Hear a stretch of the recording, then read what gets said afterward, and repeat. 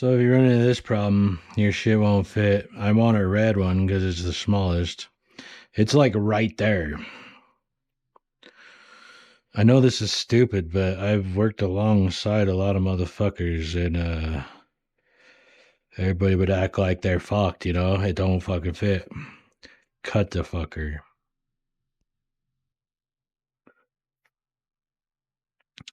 Cut the fucker.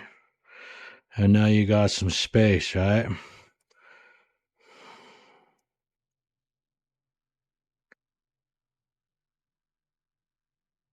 See that shit? So you'll be able to screw that right in there and it'll stay there solid now.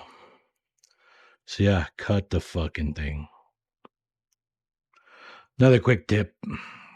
It's America, motherfucker. Yeah? You're one of the assholes that's getting us kicked out of here by fucking running your car like it ain't fucking shit.